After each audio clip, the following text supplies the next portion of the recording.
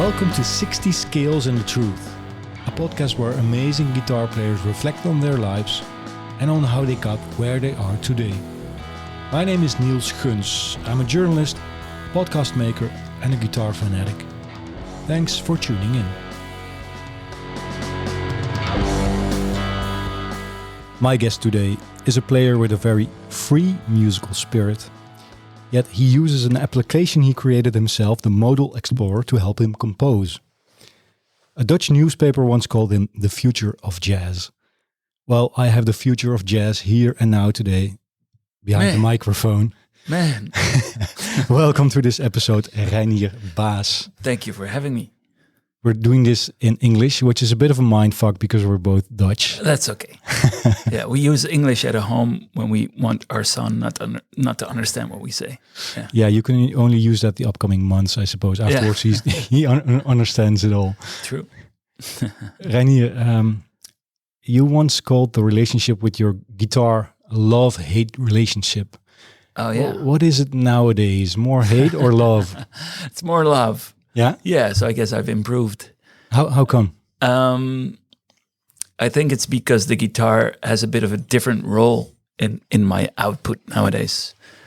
So for the music I make, I think generally the focus has been more on the writing and composing and listening and analysis and so other aspects of the music in addition to playing the guitar. Mm-hmm.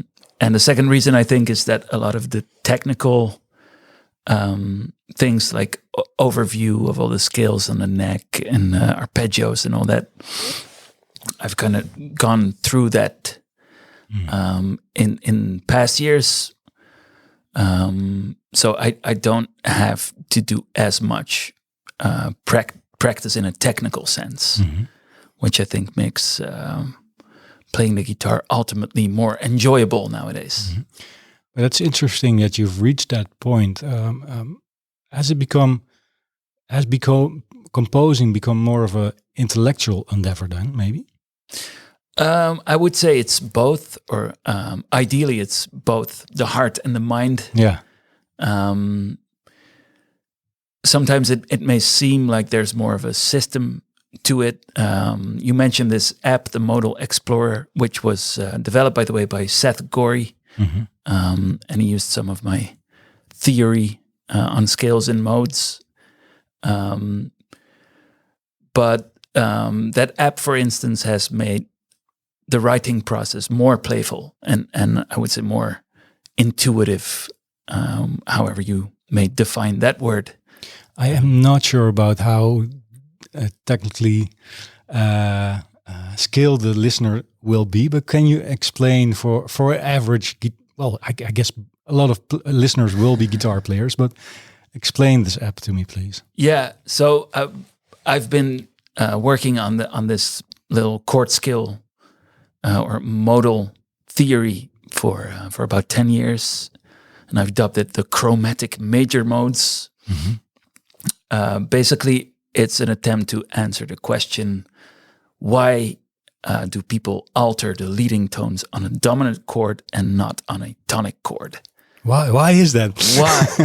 So it turns out there's a lot of good reasons for it, but I've continued looking into it, and I've arrived at this little formula. Mm-hmm. So there's a major seventh arpeggio. Yeah. So 1, 3, 5, 7. Yes. And that never changes. But there are options for the 2, the 4, and the 6. So flat 2, 2 or sharp 2, 4 or sharp 4, and flat 6, 6 or sharp 6. Mm-hmm. And if you permutate those, you get 18 different colors for a major 7th scale. Mm-hmm. So I've been using those a lot and looking into the 7 degrees of each scale. But it gets pretty complicated. And this app that Seth made for me is a way to bypass some of the tedious hours sitting at the piano and trying to figure out the degrees of these modes. So it's been a huge time saver and made the process more playful. But it seems like quite a mathematical approach also to composing, right? Can you explain a bit?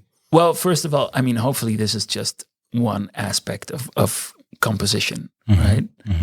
So it's a pretty technical one if you talk about it, but it's also just a way of providing a menu of colors to choose from. So it's sort of like a palette for a painter. Yeah.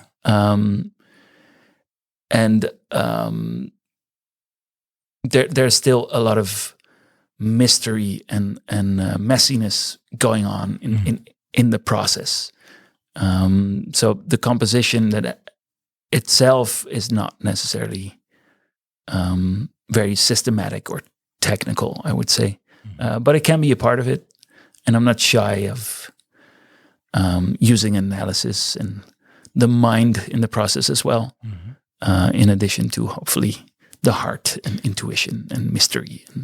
But is you playing on the guitar more the heart then? Because I can imagine if you just have your guitar and you just freely play, maybe those difficult aspects you just mentioned, maybe they don't come out of your fingers, right? But maybe they do if you sit down and make an analysis of what you're doing. Is that correct? Or yeah, I would say so. I think the benefit of analyzing both your playing and your writing is that you start to become aware of your habits, and also, for example, I analyze my own compositions often at the hand of these 7 musical parameters. So melody, harmony, dynamics, texture, form, rhythm, and tempo. And I compare my own pieces 1 parameter at a time.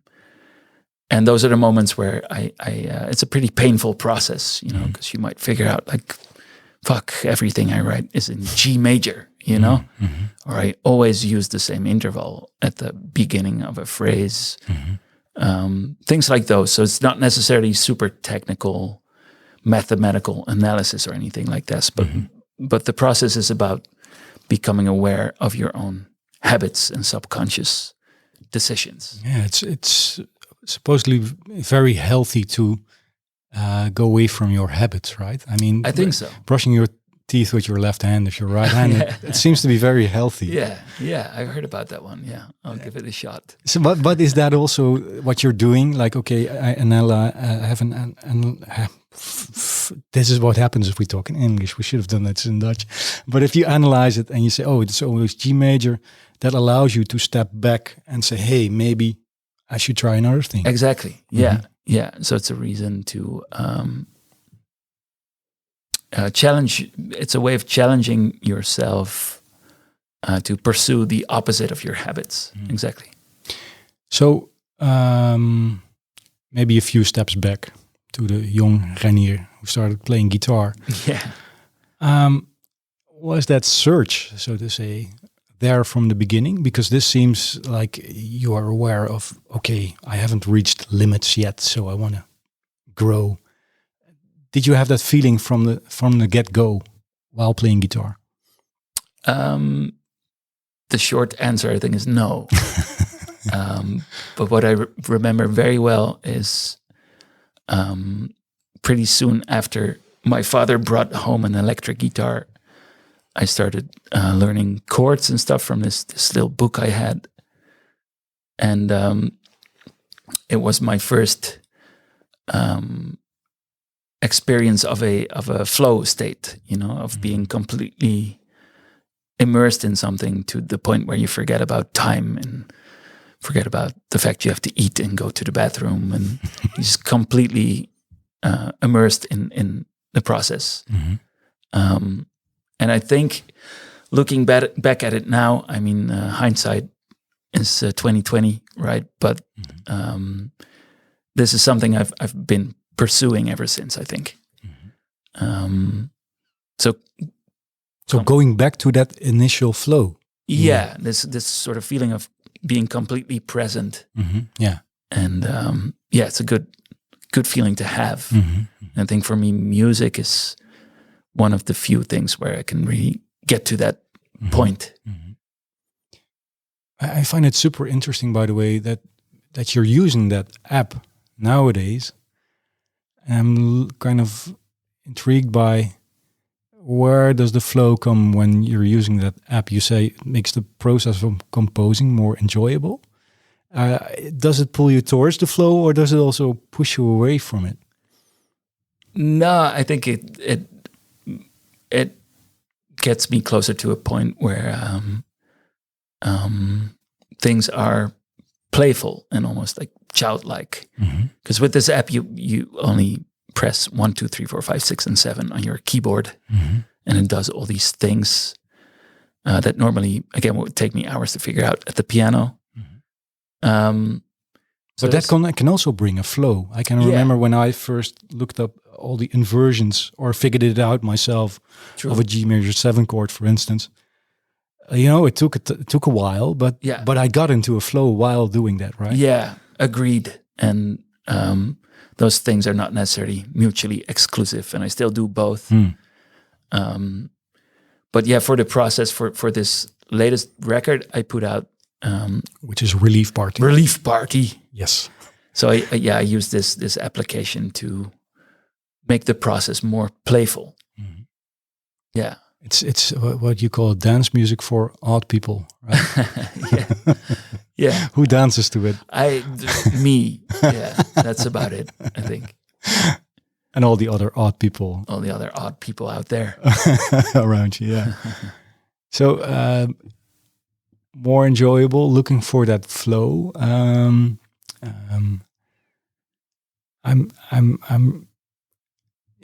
Because if I listen to your music, like I mentioned in the beginning, to me you have a very free spirit. All right, I'm constantly surprised about what you're playing and what happens next, which is a thrill for a listener. Can you tell me a little bit about that latest album in which you used that app you made? Yeah, for sure. I mean, we've been talking about this app now for a while, but this is just one ingredient, I would say. But I had certain restrictions in place when I was writing this. I got a commission from the BIM House during COVID to come up with a new set of music. And this record is the result of that. And I put in place certain restrictions. So a time restriction, first of all. So I allowed myself 4 hours a day to work on it, to write. And I wanted to produce more or less one minute of music a day. And I had about 40, 50 days to do it. So there was a time restriction. Also, everything had to be in 4/4. Wait, pause. Yeah. How did that help you, those restrictions? I mean, this is a very common theme among a lot of artists, but restrictions can be extremely helpful in the sense that they narrow down the options for you, first of all. So if carte blanche is one of the worst things that can happen to you as an artist. It's like you can do whatever you want. But you need to, or at least I need help in limiting the options. So starting with all the possibilities, all the options that are available to you, it's actually really, really, really difficult. That is also maybe because your head seems to be very rich with ideas, right? I mean, if you have so many ideas or your musical brain is quite developed, then I can imagine here's carte blanche, you'll drown maybe, Yeah. Well, it can feel like that, but at the same time, this seems to be pretty common throughout the arts. A lot of great artists in history have used restrictions extensively. Can you name one example that? Yeah, there's many great examples. I think one of my favorite ones is Dr. Seuss, the children's author, the author of children's books. He wrote a book called Green Eggs and Ham. And I might be wrong, but I think it's one of, if not the best-selling book for children in history. And that was the consequence of a bet he had with his publisher. And he was only allowed to use 50 different words, and that's it. And the result was extremely creative and imaginative. And there's a lot of those kinds of examples. Shostakovich, for example, he had a bet with a conductor for 100 rubles, and he challenged Shostakovich to listen to T for Two, the song, once on vinyl, and then he had to orchestrate it from memory in 1 hour at the age of 22. And then he famously did it in like 35 minutes or something. And Stravinsky used a lot of like musical restrictions. David Byrne, the frontman of the Talking Heads, he put it really eloquently. I think his argument is something along the lines of there are already a lot of restrictions in place. For example, the instrument you play and the fact that we generally use 12 notes to an octave, but also the venues where you perform, for example. Like if you write music for the BIM House, that's in itself already like a positive example of a sort of restriction, because you think about the music that's been played there in the past and the audience that frequents that place and things like that. But yeah, restrictions in general, super helpful. But I can imagine those restrictions only work if you can only use 50 words. You need about 1 million words to search from and master those 1 million words to choose the 50 right words, right? Yeah, fair enough. You agree, or what's your thought on that? I mean, if you only know 50 words, then maybe as well, because that. Okay, sorry. Good question. Yeah, because this is kind of has to do with the title of this series. This series is called 60 Skills in the Truth, which is a wink to 3 chords in the truth. It's a popular saying that it's been in many chords. I have 3 chords in the truth. Yeah, it can be. Yeah, absolutely. But if you know 60 skills, you might know it as well, right? I mean, your craftsmanship is different, maybe. So this touches this, I suppose. Yeah, great point. I mean, it can be both. Music can be really complex and very simple, right? And still be meaningful. Yes. I think one pet peeve that I have is when music is complex for the sake of being complex, you know, and that usually I think a listener picks up on this, and that can be really annoying to listen to, you know. But there's plenty of like really complex music out there that I love to listen to, like John Coltrane or Radiohead or Bach, or but also like really, really simple music. Punk maybe as well. Punk, yeah. Oh yeah. There's this famous record of the Shags. I don't know if you know about it. There's these 3 sisters that were sort of made to make a record and learn instruments. And there's a sort of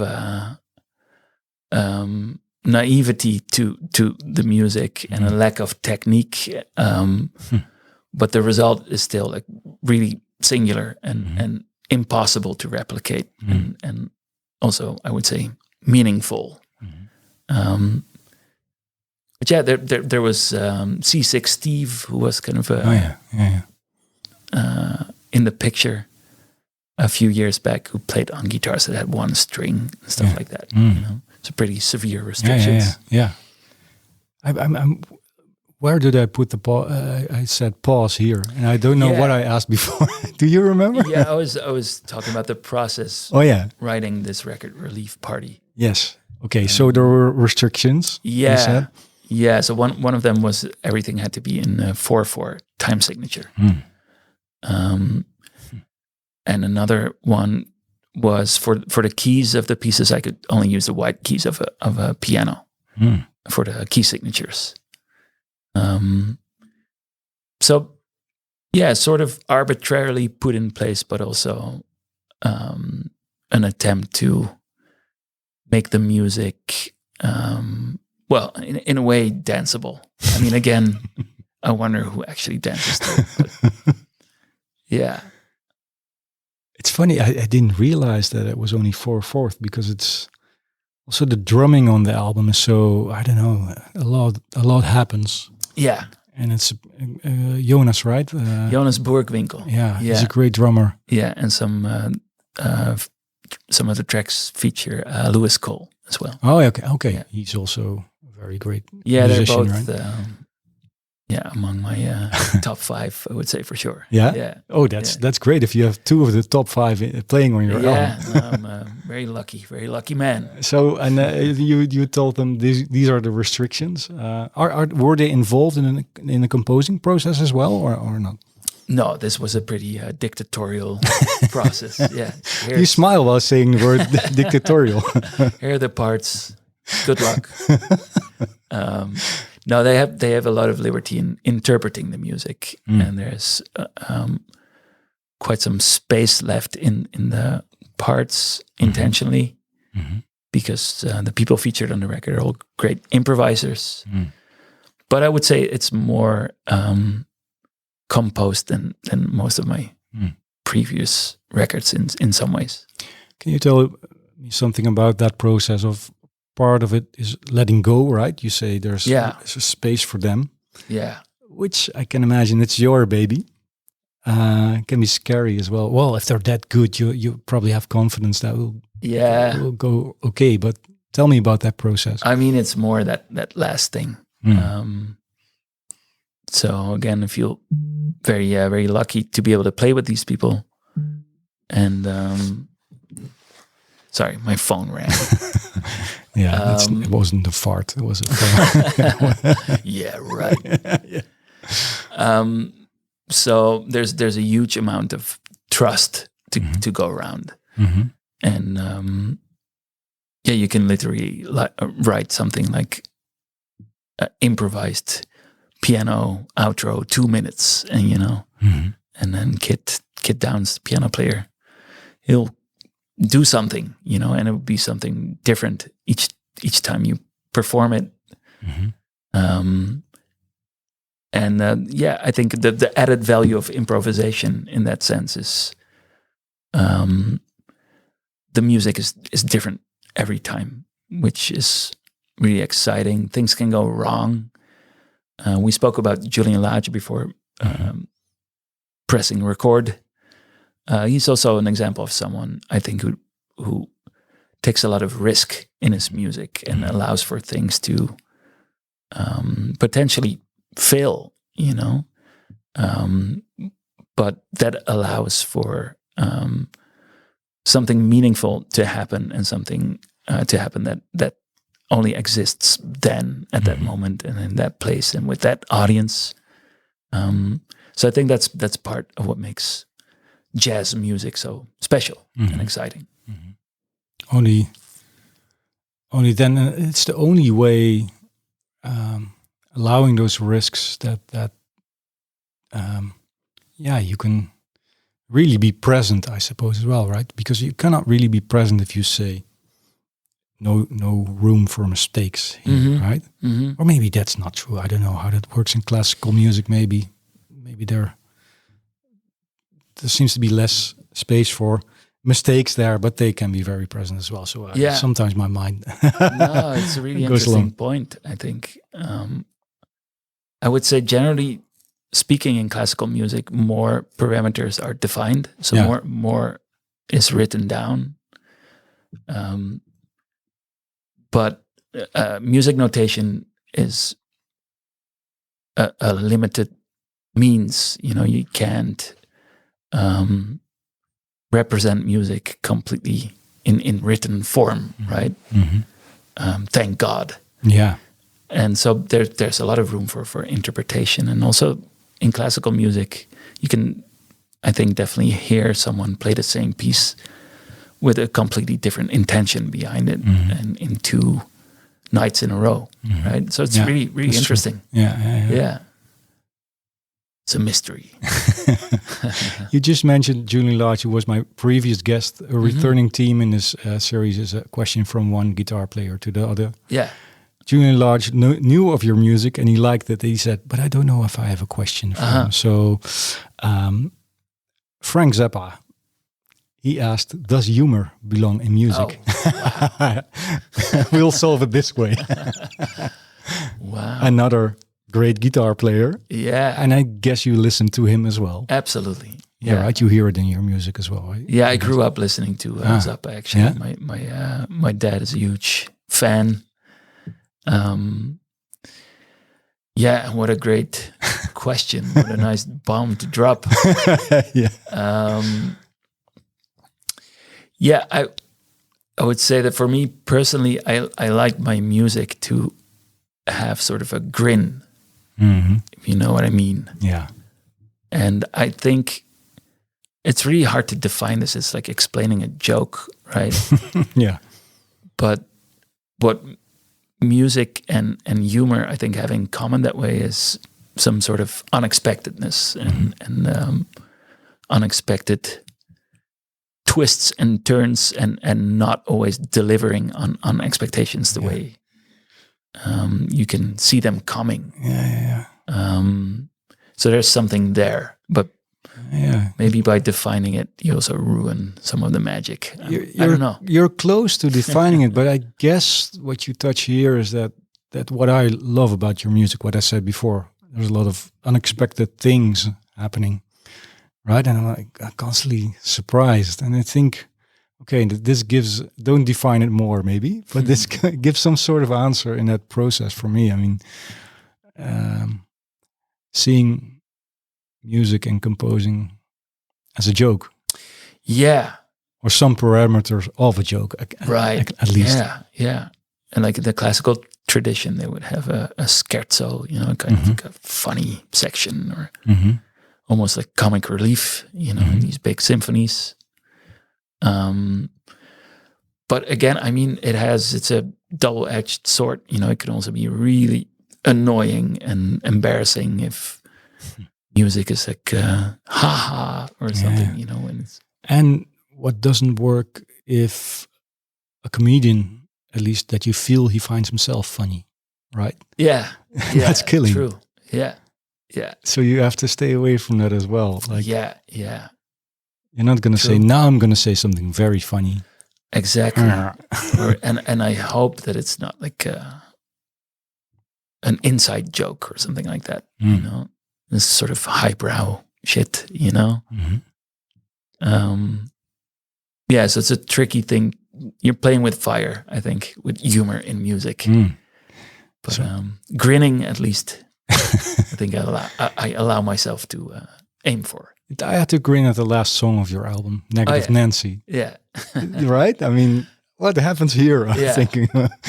So tell me, it's like about that song. I have a background choir on that one, which is the members of Benjamin Herman's band Bughouse, which is sort of a punk jazz project, which I'm proud to be a part of. So they did some beautiful singing for that track when we were in the studio for Benjamin's own project, and it features my wife and son, and it's the whole thing is sort of a feature for Joris Roelofs on bass clarinet. But who is Negative Nancy? Yeah. I don't know. No, there's no actual person. Just sounds okay. This is really nerdy, man. But there's a negative harmony function on that app we talked about. Yeah. So that's why it's called that. But I shouldn't explain this stuff. Yeah. Okay. I was just wondering, because I had in my mind, maybe this is something he hates or something. Yeah, I don't know. Not at all. It's way more nerdy and Okay. About nerdiness and about your music. I heard you say in an interview as well, you made a magazine as well that came along with this app and the album. And it was about you said, about marketing the unmarketable. Right? That's what it felt like, yeah. I'd like to talk with you about the theme of marketing. Because you came to the right place. Well, you make the product. What does selling the project? What role does that play for you as an artist? And what energy does it give you, or what energy does it take? Maybe. Yeah. Again, great question. Yeah, it took me a while to come to terms with the fact that if you make a record, especially when it's self-released and you don't have a label, you're automatically sort of in sales, which is something that, generally speaking, doesn't fit with musicians at all. And also for me personally, that's been a pretty challenging aspect of making records, which is actually trying to sell them to people. But yeah, over the years, I think I found my footing a little bit and found a way of handling things like social media and newsletters and things like that in a way that feels authentic. And I know way less about marketing than I should. So it's pretty much a black box for me, apart from certain things I've learned about, like making magazines, for instance. So I think one rule of thumb I have is if I make a physical product, I would like for it to be something that I would also buy myself. So one example of this was a project I did with a great comic artist called T-Pex. And he made a comic book along with a record of mine and this kind of tin can with postcards, and like it's a whole thing. Looks like a cigar box. But that made it fun for me to try and market it. I mean, to try to sell. Well, it seems more like also a part of art than just marketing by itself, right? Yeah, that's the thing, I think the process of selling records for me personally is only worthwhile if it's something I'm proud of selling, right? And not just for the sake of being able to make another record or but I mean, it's niche music, so for me and most of my peers, this process is about breaking even and not necessarily about making a salary from a record, especially nowadays. Yeah, but it's interesting how you keep balance in your career, so to say, with that, because you teach as well, right? At the conservatory, we're here right now. Yeah. You play live, you make albums. So what helps you maintaining that balance between, okay, I have to make a living, but I have my arts that have to go out there. Yeah. What helps you in that perspective? Well, you mentioned the teaching. I mean, I'm really lucky in the sense that I love to teach.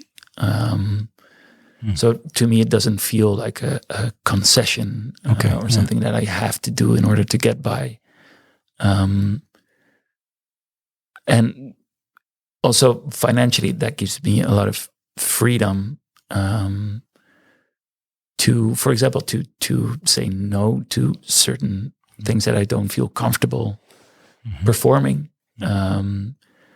or to focus on my own music a bit more. So there's some. Did you need to learn? Sorry, pause. Yeah, again. Did you need to, because with this, Julian Large talked about this, Neely Brosh as well, about saying no. Could you tell me something about your learning process in saying no? Yeah, that was a steep learning curve for me. Yeah. Tell me. I think by nature, in my character, I have a pretty hard time saying no. So it's a skill that I've had to acquire over the years. It's something that's necessary, I think, or you'll just wear yourself out and spread yourself too thin. And if you have too much on your plate, you can't give things the attention they deserve. It's something I've had to learn, but I find that if you're honest and upfront, usually people understand the reasoning behind it very well. And that goes both ways. If I ask someone and they're like, sorry, I have too much on my plate right now, or I'm into something else, or or even like I don't feel the music, you know. That's an honest, straightforward answer. Yeah, you yeah. know? But it takes guts to do that. But also A little bit, yeah. Yeah. But you only respect the person more if you I get think that so. answer, all right? I think so. Then you want them even more to play on your album. Well, maybe, yeah. Hard to get. Yeah. Yeah, maybe. But I mean, it's a process of trial and error, but at least what I strive for is to be upfront with people, but it can definitely improve. And one thing I have to learn is to call people I've never met. That's like a personal fear of mine. Really? Because you seem to me very... fear. It makes me uncomfortable. Okay. Yeah. It costs me something to call someone I've never met. Oh, that's it. Yeah, I thought journalism for a while, and some students had that same problem. Oh yeah. And what helped is just doing it. Yeah. You know? Yeah. After a while, that's the thing. Yeah. It becomes less scary. Yeah. Okay. And like, there's things like try to do something you're scared of, at least one thing every day. You know, that seems to be a good rule of thumb. Yeah. What did you do today? Record a podcast. No. Yeah. Good question. Yeah, I've had to make an uncomfortable phone call this morning. Yeah, I messed up. I had to apologize.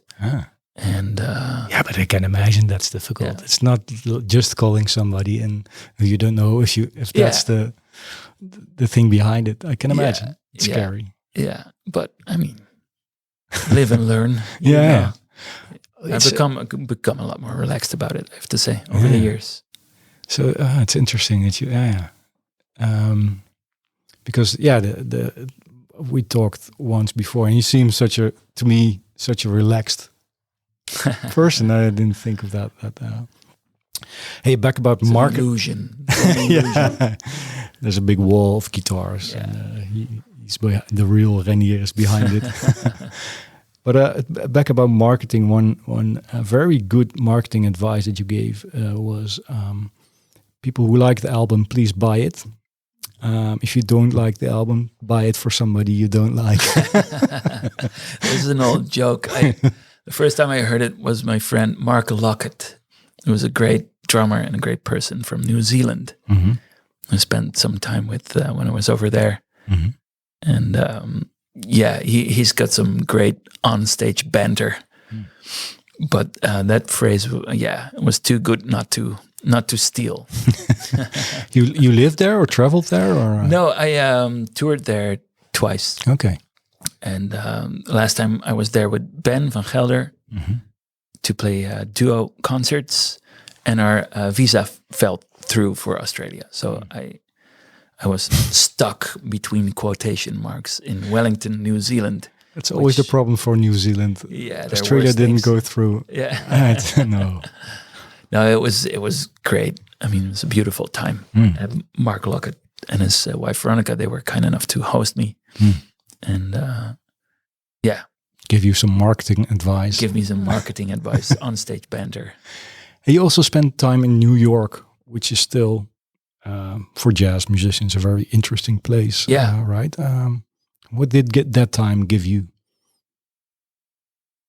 It was a very intense experience. I was there for half a year on a semester of exchange, and I was still kind of wet behind the ears. And I grew up in a very safe environment in Hilversum in the Netherlands, and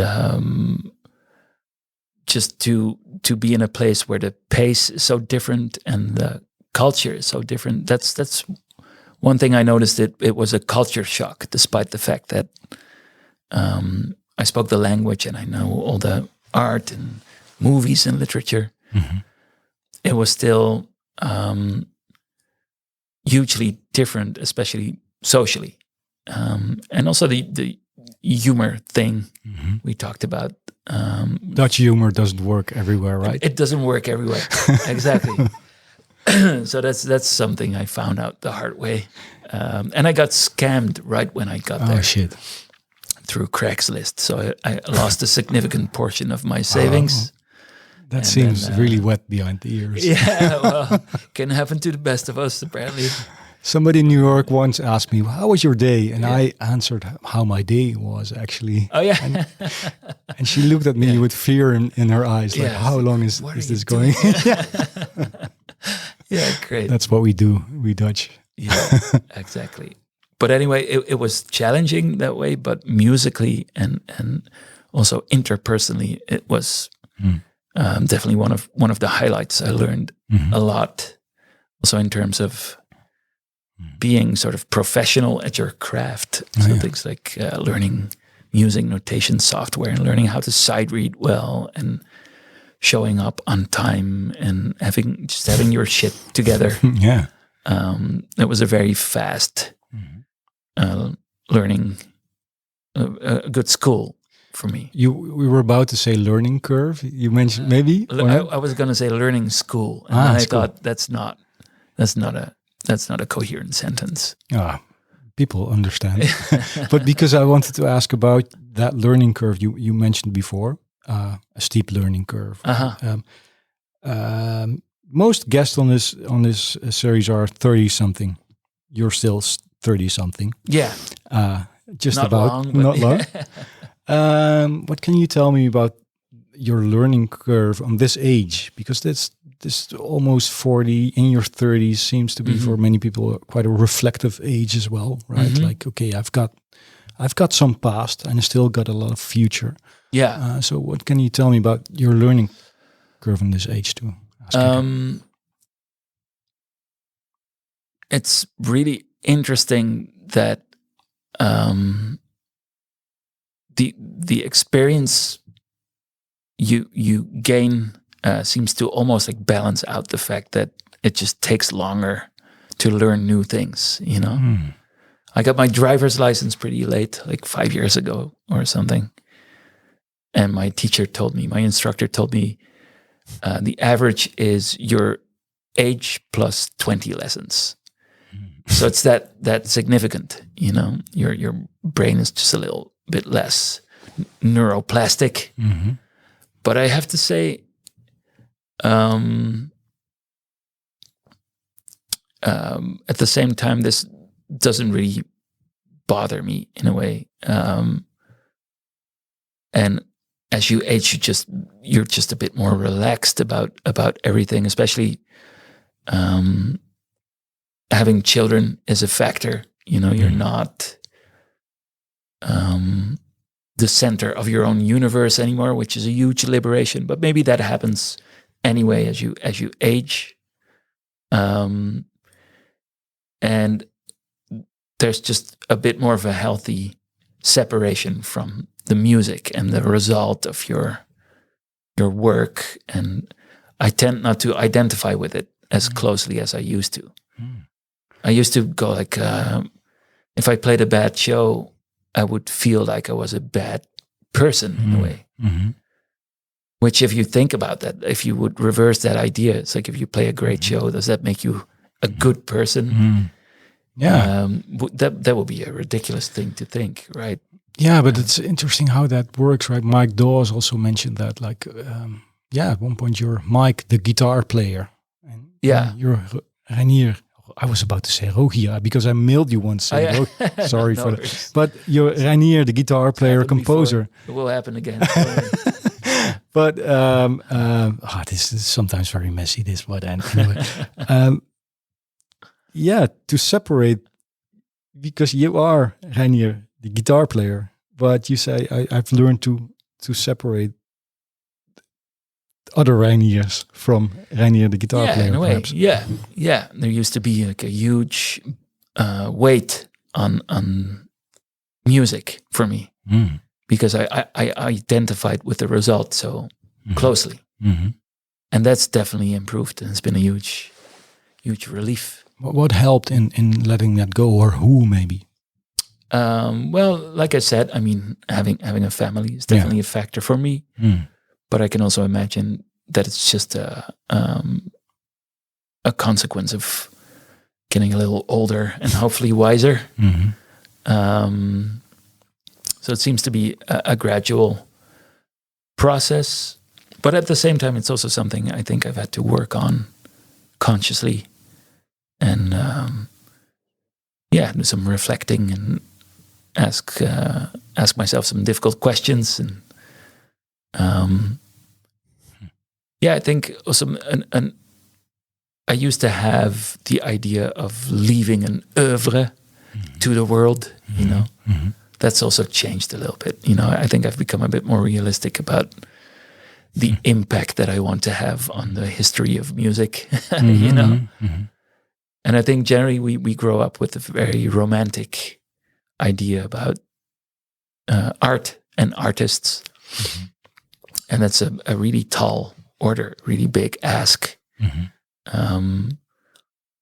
For instance, like the idea of the genius and like leaving this thing to the world and suffering for it. And so I think I've learned, or I'm starting to learn to relate to the music in a different way, which has been really liberating. Because when you were quite young, you got like raving reviews, right? The future of jazz, like I just mentioned in my intro. Who told you that? Yeah, right. But that doesn't help, I suppose, right? Or for your ego, it can be a short-term boost. I can imagine. But when you were quite young, the albums you made, like if you constantly hear how great you are, that process must be maybe more difficult as well, right? Or yeah, I think it's related to what we were talking about just now. I forget who told me this, but some great advice I got was also to not identify with good reviews, because that means you have to identify with the bad ones too. You know? Yeah. And I think it's healthy to have both, probably, but I've certainly had my share of horrible reviews as well, you know. Yeah? Oh. Yeah, of course. Yeah. The music is not for everybody, maybe. And then again, you know, the Rite of Spring, Stravinsky's piece, famously got really bad reviews. Yes, of course. Yeah. Even The Godfather, you know, got bad reviews. And not that I want to compare my own. I was just about to say with these people, but there's some truth to that idea of not attaching too much value to these things. Although I have to say that people have been, generally speaking, nothing but supportive, and I've learned to really appreciate journalists and their role in the whole thing, and their willingness to support the music in their own way, in their own role. You know, it's not an easy job, I think. Sometimes yes, sometimes no. Let's talk about that later. How many minutes do you think we've been talking? Don't look on the meter. 46. 48. Your timing is quite okay. Yeah. You say your music is not for everybody, but although I urge everybody who hasn't heard you, give it a listen. Reinier Baas, great player, great composer. Thank you for your time. Thanks for having me. And listeners, thanks for listening.